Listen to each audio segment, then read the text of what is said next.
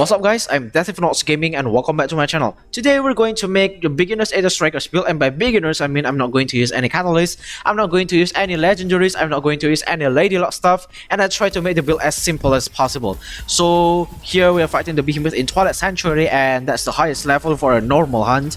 I will not count the blaze work as a normal hunt because the behemoths there are tougher than usual, so let's just focus on this one. Try to complete the combos and get the Titans crash in. Kaboom!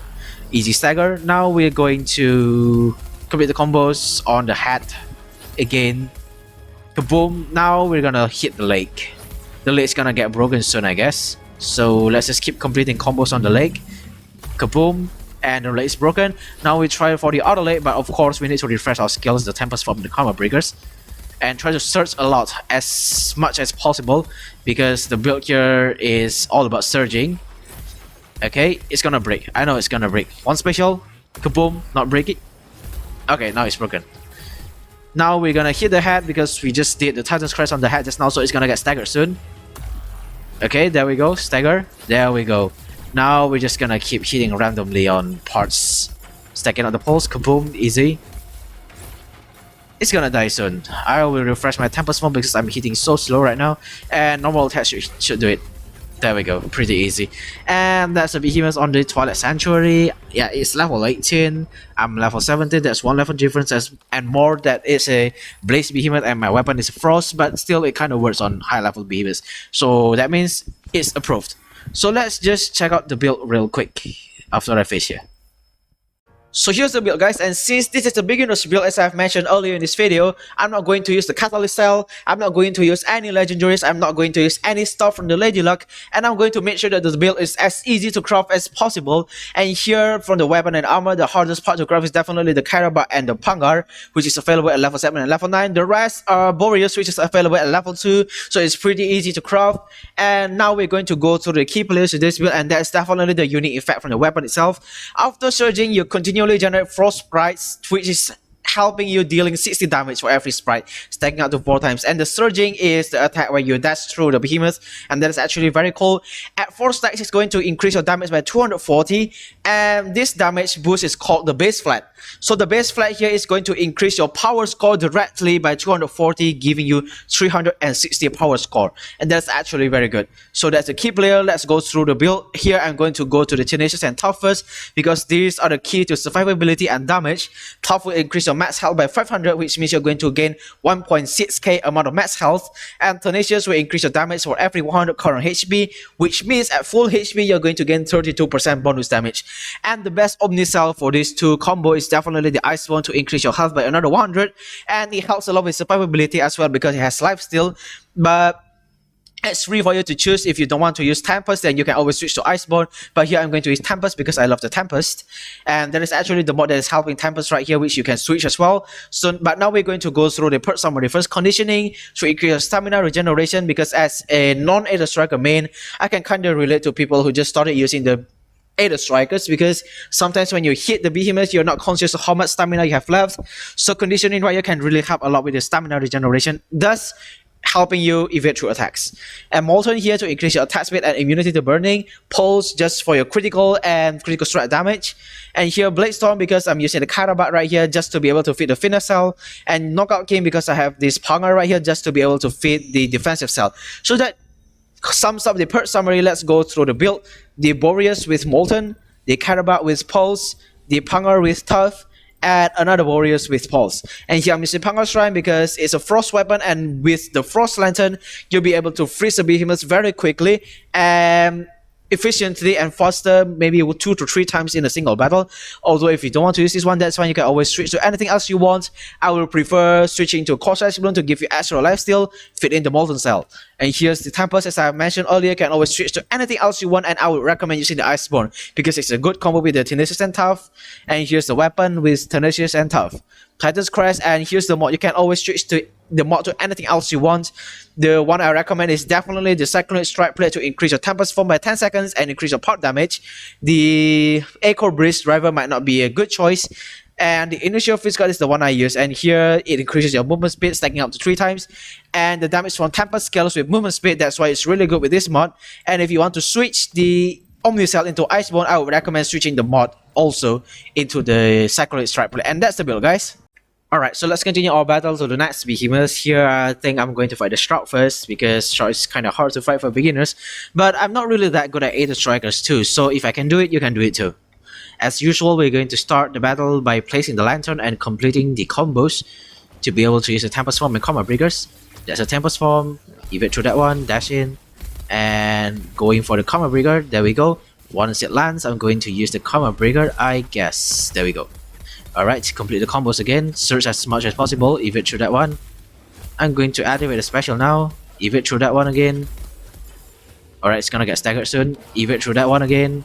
And yep, I did not hit any part, so that's just core damage without stagger, which means it's not gonna get staggered. I'm so sad. Here, I'm out of the Tempest Form, which means I'm going to use the Tempest Form again. But yeah, I guess I'm going to use the Combat Breaker first. There goes the stagger. Now we're going to get the Tempest Form. There we go. Place in the lantern and try to hit the behemoths as much as possible. I want to use the critical. Kaboom! I did not hit any part again. Now where is it? Alright, right in front of me. Tempest. Evade through that one. I missed. Alright, the combos are complete. There we go, finally hitting a part, which means getting a bit of the stagger threshold. Evade through that one again. Stacking up our Tempest, and we are going to refresh our skills, the combos, the Combat Breaker and the Tempest Form. Now it's time for the Titan's Crash. One hit and kaboom. There we go, the stagger. Okay. Let's keep hitting a part so that it breaks and it gets tumbling down again. Come on. Bro, please break. Break. There we go. Now another part. Where should we do it? Oh no, I'm out of Tempest Form. God. Alright, let's refresh our skills again. I'm going to miss this one, yep. That's fine. Alright, it's going to the blackout mode again. And I guess it's going to summon the familiar. I guess. Is it gonna summon?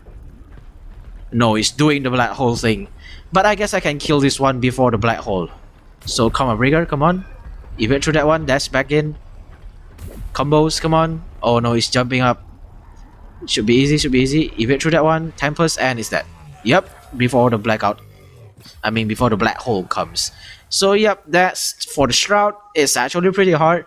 So next, since this is a Twilight Sanctuary, another Shroud will show up, of course.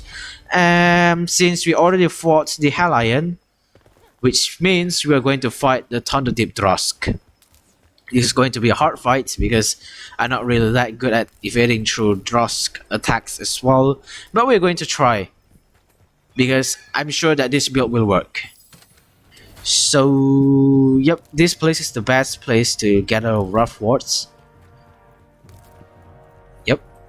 Now we're going to start the battle as always by placing the lantern and completing the combos. So Tempest Form and Combat Breaker, here we go. Lantern, Tempest Form. No way, evade through that one. Alright, the Combat Breaker is ready, but it's going to spin once more. And Combat Breaker, there we go. What, another spin? No! That's why I hit the Dross. You see I evade through the hand hits me. Alright, thanks for spinning around I guess. Kaboom! Alright, dash in. Complete the combos again. On the head.